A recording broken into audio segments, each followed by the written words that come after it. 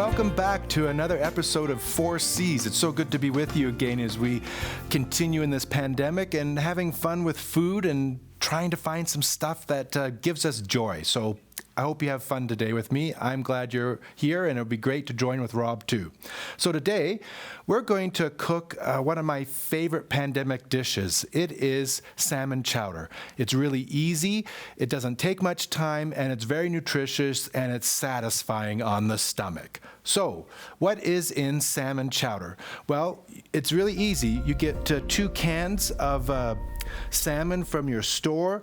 You get some onion, celery, put in garlic powder, some potatoes and carrots and chicken broth, and a few other spices at the end, and you top it with some dairy or milk of some sort, and then finally some cheddar cheese to make it really yummy. So you ready? Let's go. So the first thing that we're going to do is we're going to chop and dice our vegetables, which is our onions, our carrots, and our potatoes, and give them a little saute, and then let them simmer so they soften up for the soup. So, any onion will do. I got the classic yellow onion here. You could try it with a Spanish onion or a sweet walla onion, a red onion. Each onion gives a little different taste, and it might just give a subtlety to your dish. So you can't lose with onions. They're one of your basic cooking things.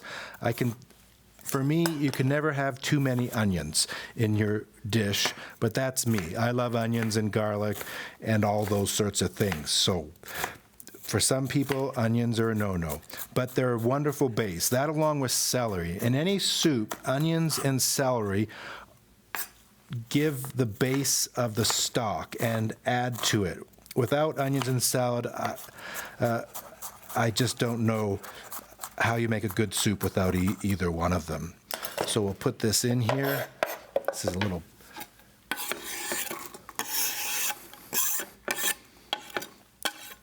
And when I make a soup, I love to have a good stock pot. This is actually an old pressure cooker that is really well suited for stocks and soups. So now we're going to put in our celery. Again, everybody has different tastes, but some people like really small pieces in their soup. Some people like it really chunky. I'm going to make them a little smaller here for folks. I have a big mouth, so I don't mind big chunks, but other people don't. So I'll try and chop them up a little smaller, just so it's a dainty soup. But it's going to be a chowder, so it's going to be a little thicker, unless you make it thinner. Again, chowders can be thick or thin. Well, this is nice. This is really lovely celery. When I use celery in a dish, I always think, what a blessing. If we lived 100, 200 years ago, we might not have all this food we have now. We're very privileged to be able to cook all these different things from so many different places. So to the celery and onion, I'm going to add a little bit of olive oil. Again, you could use butter or margarine, so I'm just going to put a bit in here. I think it's a couple tablespoons in there, and we're going to turn this on and start sauteing them as I continue to prep the final vegetables here. So we get the temperature set here. Here we go. Just want to make sure you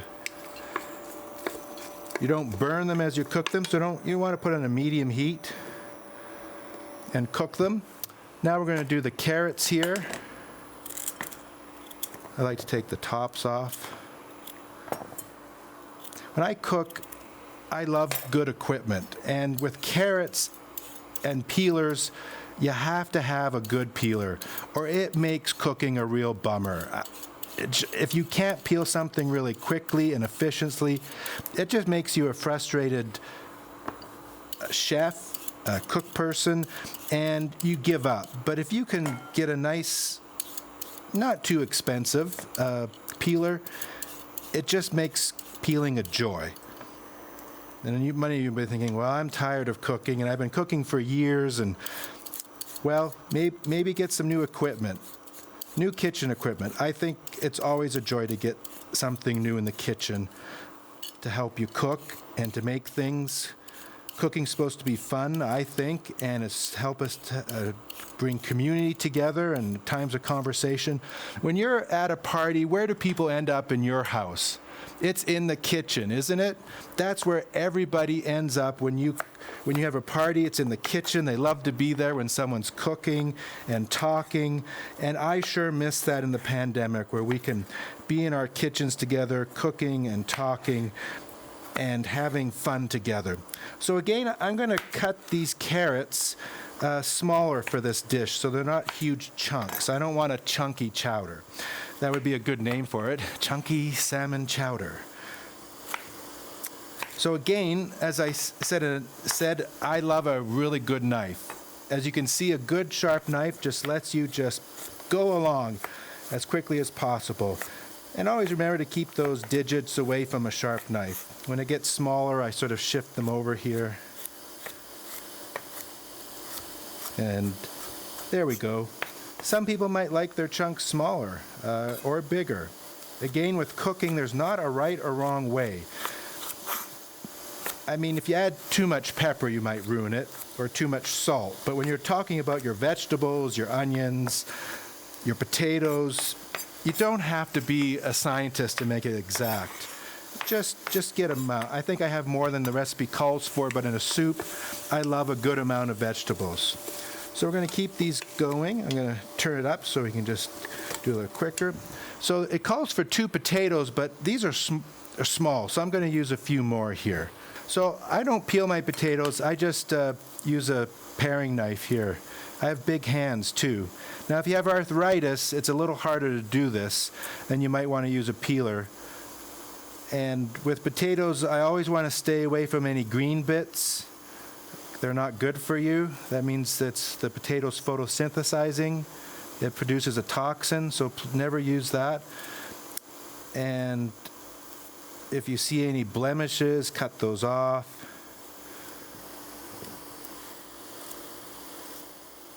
The potato in a chowder is important because potato, as you know, is primarily starch. And the starch is what helps thicken the chowder as you cook it down.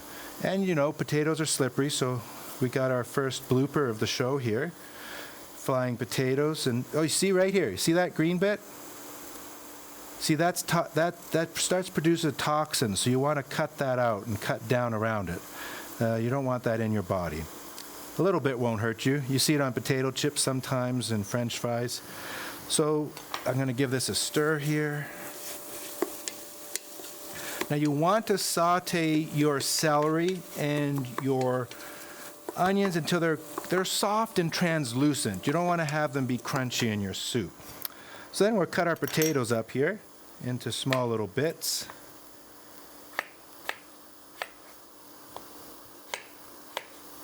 Move this out of the way. Here we go.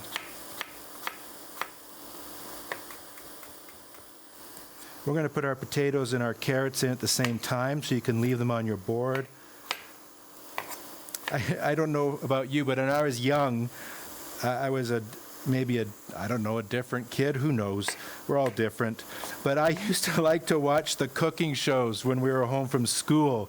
And I remember the different chefs, they were a lot more prepared than me. And remember when they had all the little dishes around here and they'd have everything there and it was already chopped and ready and they just sort of pour it in as they went along, and it was really colorful. But sometimes it's just nice to chat and talk as we cook and have a conversation. I don't know how you're doing with the pandemic, but you know, I'm finding it so long and hard. And we want to be visiting with our grandkids and friends and out at restaurants celebrating, maybe going to our religious places that we go to, and so many things. And we just have to be a little more patient till the vaccines come out, especially with these variants coming. They are more transmissible and dangerous. But I can't tell you how I can't wait to see 15 to 12 people around here cooking again, just like we're doing here today. So I think these are almost ready. They could use just a little more. But what we're going to do is we're going to add some garlic powder today instead of fresh. You could add fresh garlic. I'm using garlic powder today because it's just easier and one less step. And you can get this at any store, like London Road Market.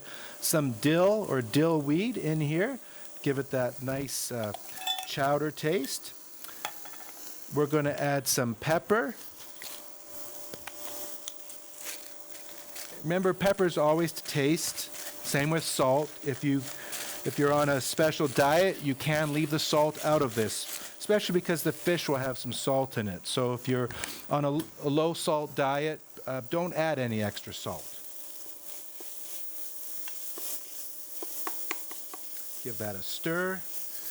And then we're going to add our carrots and our potatoes. I'm just going to use my hands here. If you've washed your hands at home really well and it's going to be cooked well, you're okay. Give that a stir. Then finally, we're going to add a broth. So again, a good chicken broth. I wouldn't add beef broth. You could add a vegetable broth. I wouldn't add water. The broth, again, and you want to add a container, about 1,000 milliliters. It adds a good depth to your chowder. If you wanted to, you could add a fish stock if you wanted to be brave.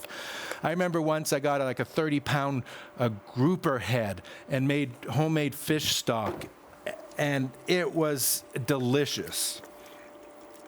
So now what we do is we stir this and we simmer for about 20, 30 minutes until you take out and you can chew on your potato. It's soft and your carrots are not hard but well cooked. The soup is simmering, and as it is, we're finishing, we're going to get our salmon ready here. So we've got some sockeye salmon, which is a cold water salmon, which is supposed to be some of the better salmon. You can get this like from London Roads, as we've been talking about. We've drained it, and then I keep in a canned salmon, you can keep all the bones and everything in there. It adds some wonderful calcium, and we just give it a little bit of a mush with the fork to break it up and mix it up. The bones are really soft after being canned. Salmon is a wonderful nutritional thing too. So what we'll do is we'll put that in the soup here. And we'll do our other can of salmon.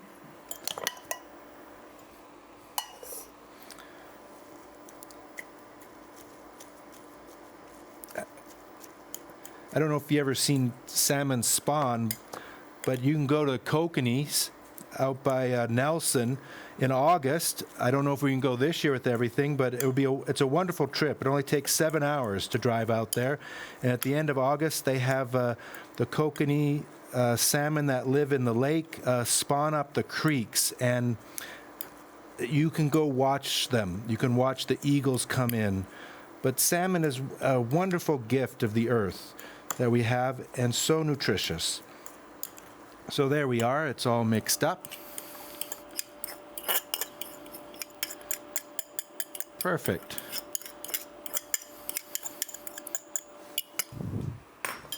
Let me stir that in.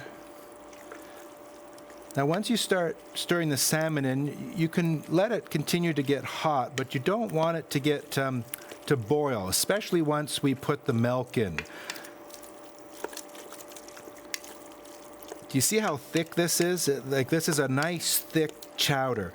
Now this is too thick and you like a chowder that's not so thick, I just put some more broth in, or you can add some more milk in the end. So finally we're going to add in I'm going to only add in a part of a can of cream corn.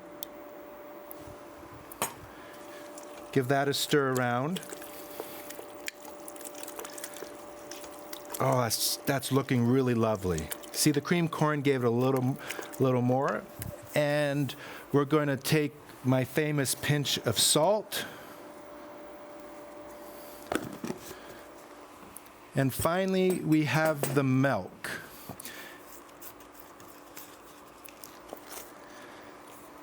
I'm cheating and being bad. We're going to use 10% half and half cream to give it that really rich pandemic flavor.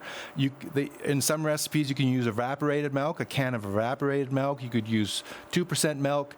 In our family, we can't have milk. We're dairy-free. I'm allergic to milk. So we use almond milk. So just use almond milk. So we're going to put in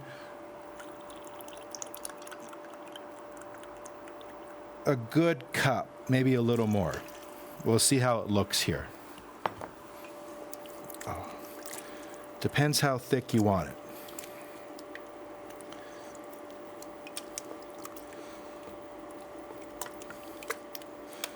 How thick do you like your chowder? I think I'll put a splash more in. I'm not a thick one. So finally, what we do is we bring it just to boiling. We don't want to boil it or the milk could curdle. But we bring it just up to the boil and it's ready to serve. Now, for some people, what they do also at the end is, if they want, is you can put in, I think it's 250 grams of shredded cheddar cheese. I like to leave it out. I leave it out and then I just have it on the side and I serve it to people and they decide how much cheddar cheese they like to put in the end.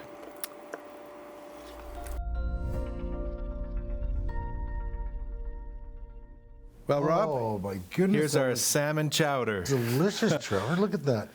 Salmon chowder. You got a whole bunch of cheddar and black pepper on it. Some sharp cheddar in there. You can stir it in or eat it. No, I leave it on top for. It's hard to believe this is our last episode.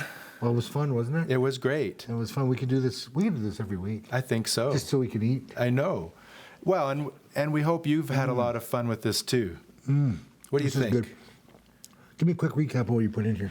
Well, it's really basic and easy. I call it your comfort food during the pandemic. It has some onions, celery, carrots, potatoes, chicken stock, a little dill weed, and garlic powder. And then your salmon, half and half cream. That's good. That's really good. Yeah. Did you have to make a stock first? No, I was lazy and bought a Kirkland organic chicken stock. Nice. It's really good, though. I like homemade stocks. Do you do too? Once in a while. Yeah. They're a lot of work. When I have time, I do. Yeah. This is really good. I'm a soup guy. I have soup just about every day at LSCO because our chefs make really good soup. And they always want me to have the big meal. It's like, no, I'm having soup. Well, if I had time, we would have had a lovely fresh biscuit with this. Give me a potato, I'll just think. Okay. Well, here you go. You dip that in. Just dip that in. That's right. Yeah, this has been a lot of fun. You know, I'm so impressed by this kitchen. From the time you think of how it looks now, from the first time we started even talking about this, and the first time we did 3 Seasons, that little kitchen you had, and the seniors were crowded in, and the chefs were crowded in, and the volunteers were crowded in, and my staff were crowded in, and now you've got this brilliant space that we can do things like this. That when the pandemic scare is over, I know it'll be with us for a while, but the scary part might not be. We can come back and do 3 Cs again. That's right. And then maybe you and I can help. Sure, we can do. People know that we can. We can sort of cook. We're dangerous, though. Well, it's okay, though. So you get to talk now. I get to eat. Well, you know, it's thank you, Rob, for being part of this, and we do hope that when this is over and we're back to our new normal, that when we offer the 3 Cs through the Lethbridge Senior Citizens Organization, that you sign up and come around here. You have your own induction cooker. You have a professional Red Star chef, and you get to learn some fun new recipes and also have some time with other people and get together. And we're going to be all yearning to get together. So I look forward to it, Rob. I do too.